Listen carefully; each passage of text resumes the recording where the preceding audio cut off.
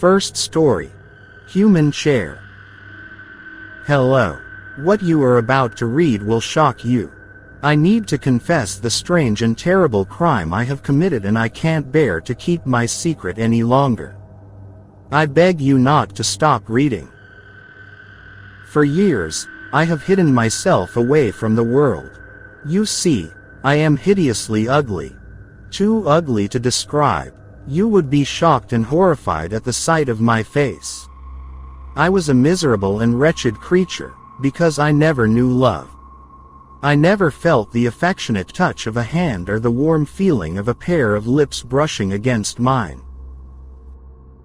I was a carpenter by trade, and I worked all day in a factory, making furniture. My specialty is making chairs. My skilled hands carved the wood, screwed the pieces together, fashioned the back rests and arm rests, and did the upholstery, padding the cushions and sewing the covers. As I worked, I felt like an artist creating a great masterpiece.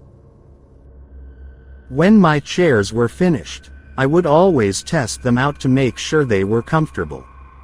It gave me a great thrill to imagine all the different people who would sit on the chair I created. Unlike me, they had wonderful, happy lives. They had someone they loved and who would love them back.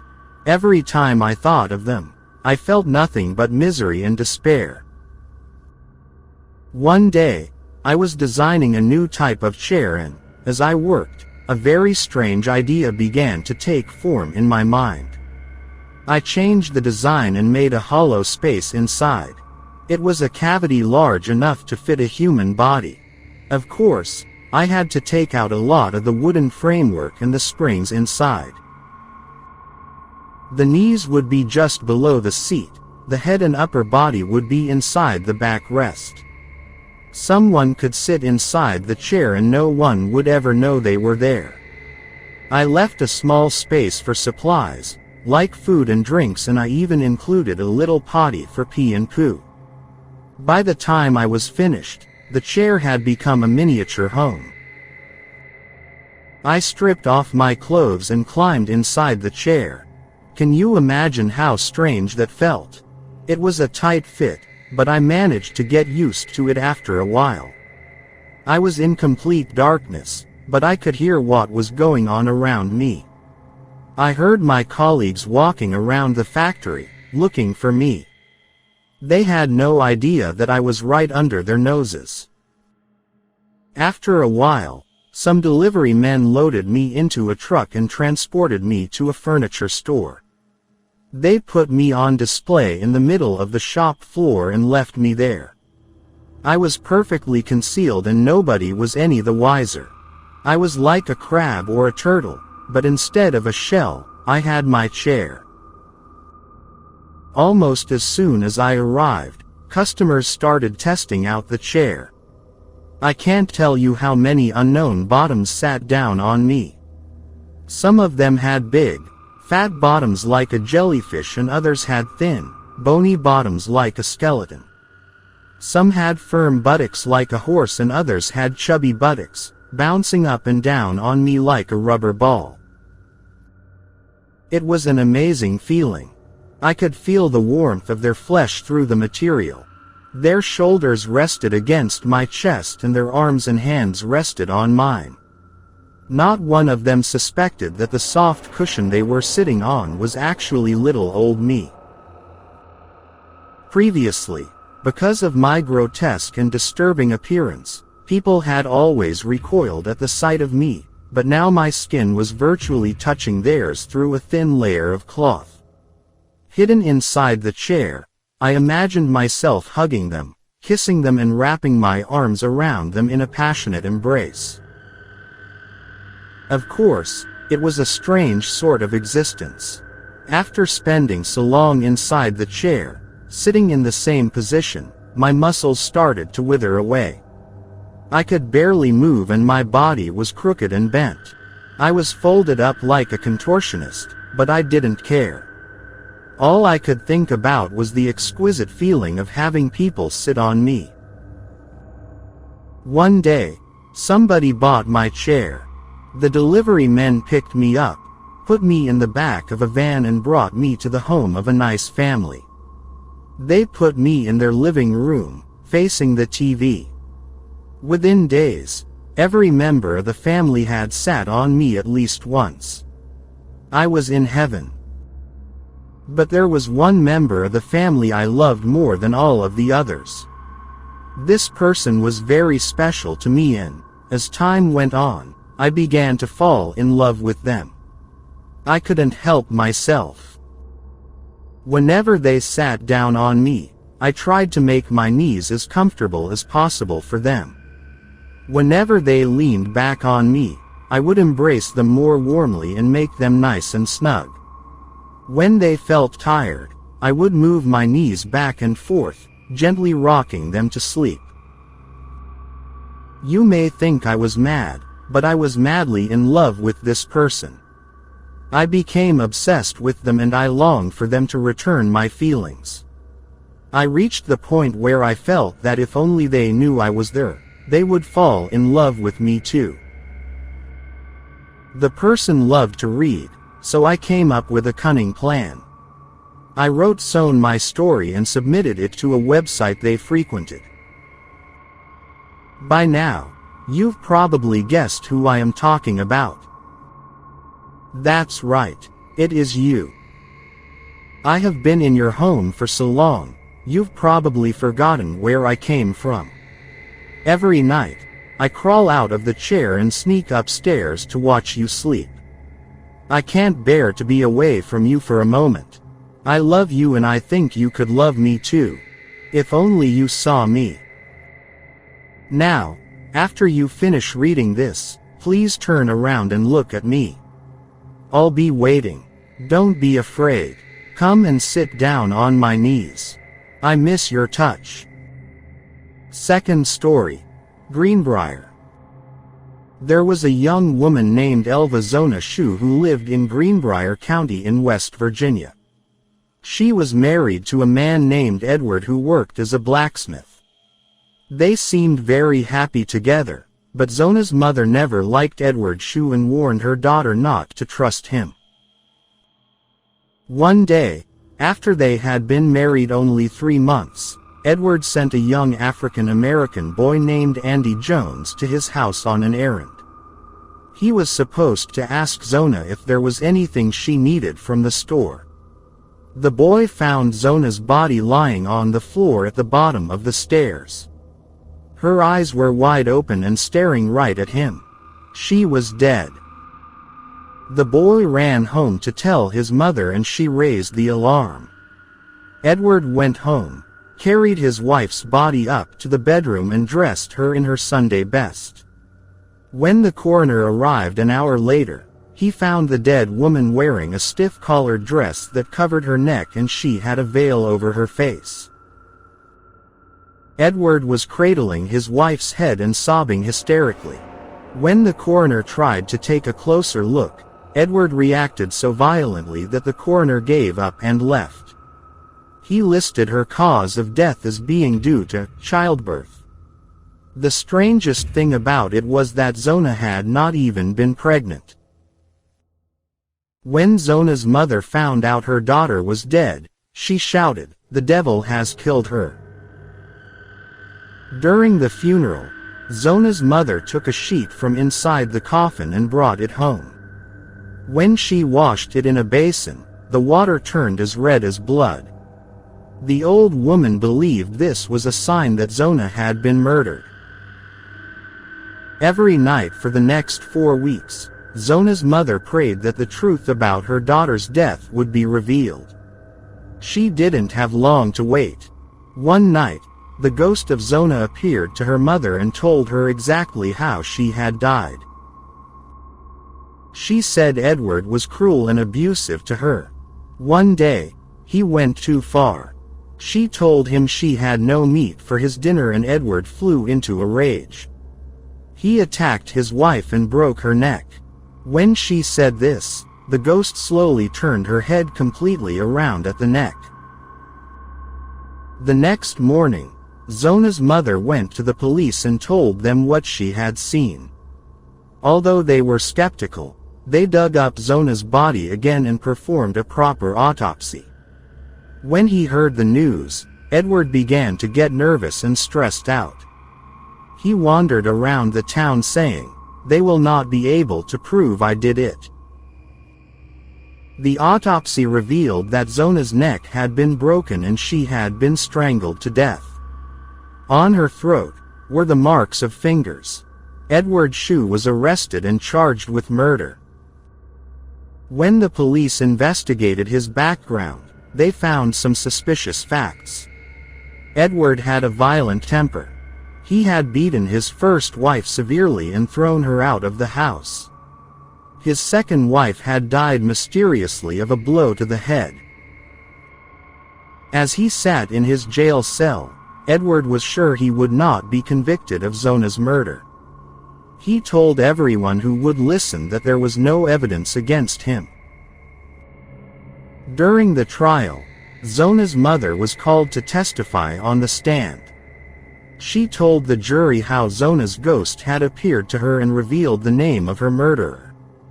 Nobody knows if the jury took her story seriously, but they did come back with a guilty verdict and Edward was sentenced to life in prison. He died a few years later in Moundsville Penitentiary. Today, there is a sign on the highway near Greenbrier. It reads, "Greenbrier Ghost. Interred in nearby cemetery is Zona Heaster Shue. Her death in 1897 was presumed natural until her spirit appeared to her mother to describe how she was killed by her husband Edward. Autopsy on the exhumed body verified the apparition's account. Edward, found guilty of murder, was sentenced to the state prison.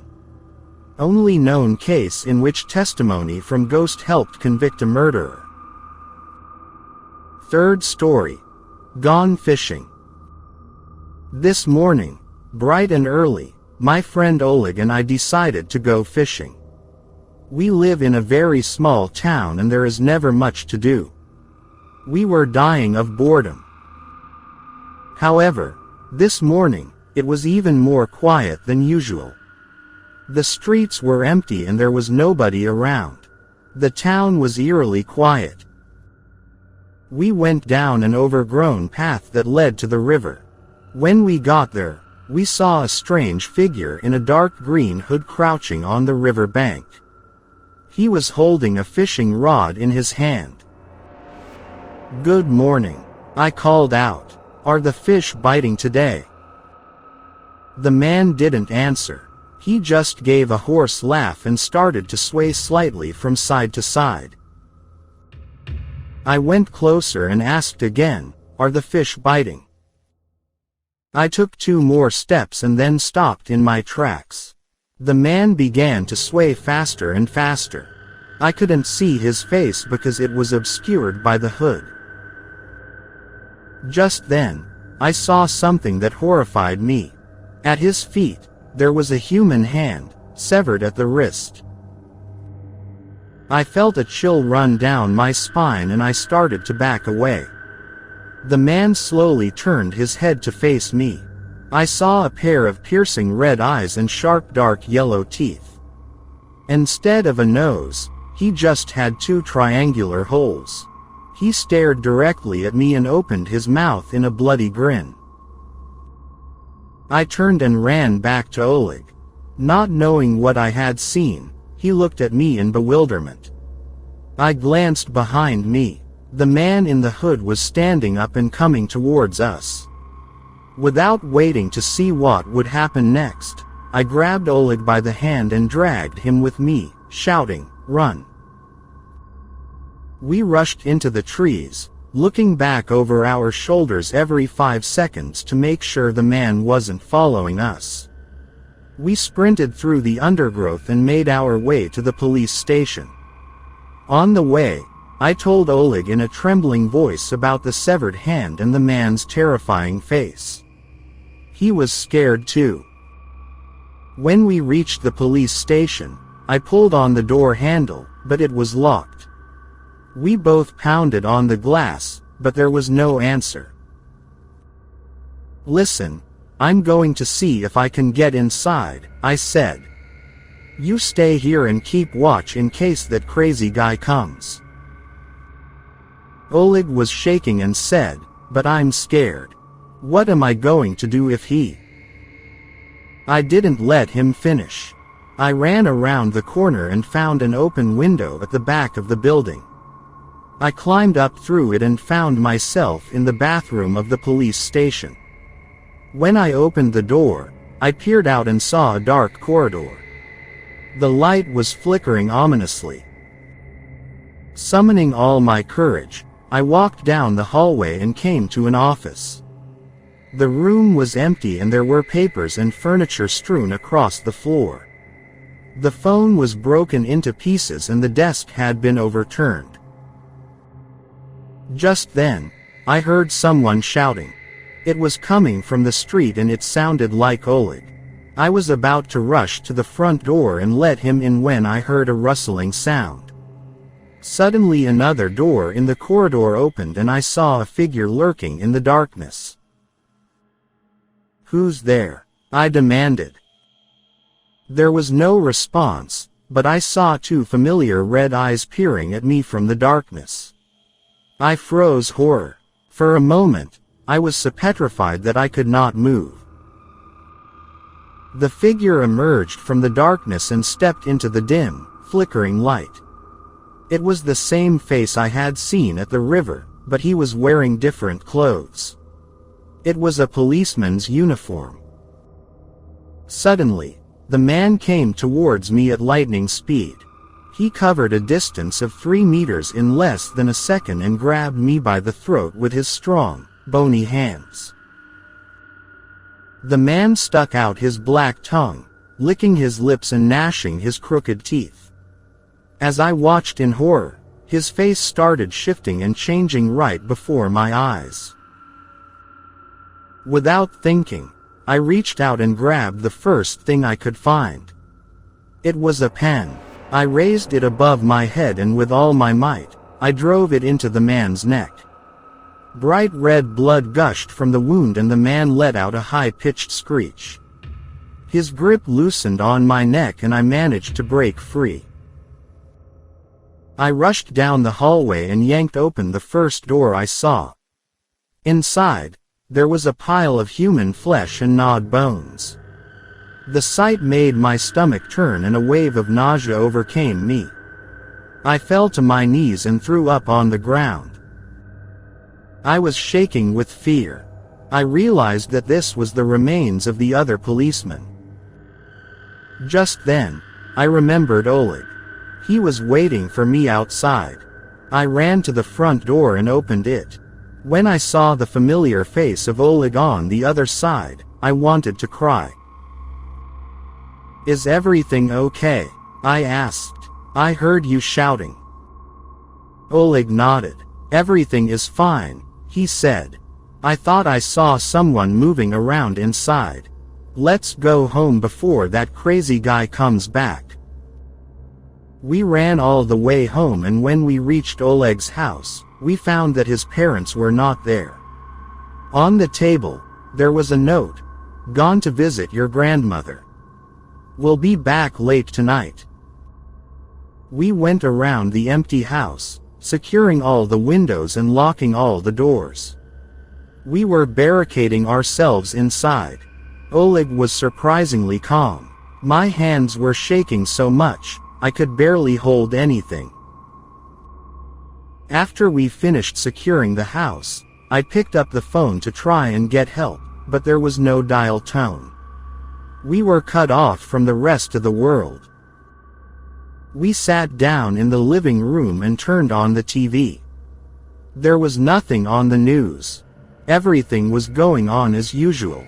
Whatever was happening, it seemed to be just confined to our little town.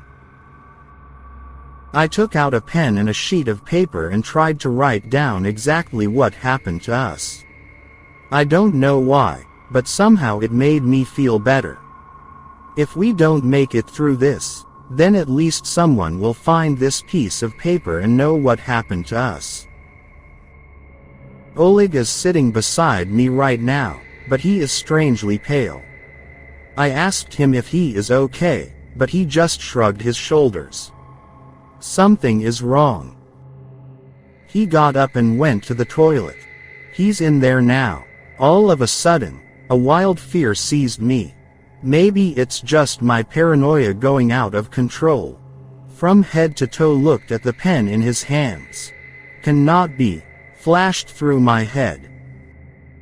Trying to speak very loudly but calmly, I asked Oleg, by the way, where is your sister? Did she go with your parents? I heard his voice from the bathroom saying, probably. As the realization slowly sunk in, a cold wave of horror washed over me and I put my head in my hands. I wanted to cry. Oleg doesn't have a sister. In the uneasy silence, I can hear the bathroom door opening with an ominous creak.